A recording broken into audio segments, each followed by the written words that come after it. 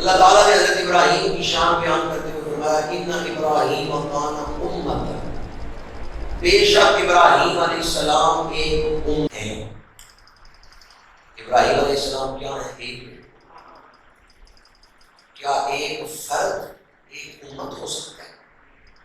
جب امت کا لفظ ہم بولتے ہیں تو ذہن میں ایک گروہ آتا ہے، ایک جماعت، لیکن قرآن مجید نے اکیلے حضرت ابراہیم کو پوری امت کہا۔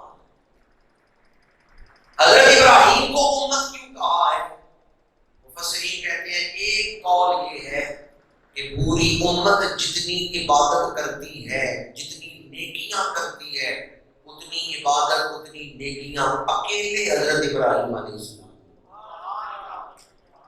دوسرا قول یہ ہے کہ ایک وقت ایسا بھی روح ارض پہ گزرا ہے جب صرف حضرت ابراہیم علیہ السلام توحید پرست تھے، باقی سارے کافر اور مشرک۔ تو وہ تھوڑا سا جس میں اکیلے حضرت ابراہیم علیہ السلام مسلمان تھے، اس وقت آپ اکیلے ہی پوری امت۔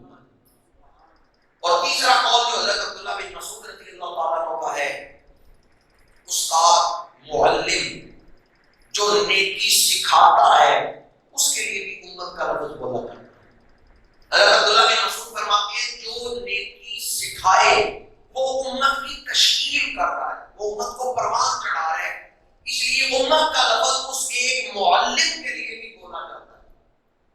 حضرت ابراہیم علیہ السلام نے شرک سے، کفر سے، نمرود سے ٹکر لی اور توحید کو پھیلایا، اس لیے اکیلے فرد کو اللہ نے پوری امت کرا۔ ان ابراہیم کان امۃ، بے شک ابراہیم امت ہے، قانتا للہ، اللہ کے حکموں پر جھکنے والے، اللہ کی اطاعت کرنے والے، حنیفہ، یکسو، ہر باطل سے اپنا دامن بچانے والے، اللہ کی عبادت میں یکسو، اخلاص کے ساتھ یکسو ہو کے اللہ کی عبادت کرنے والے۔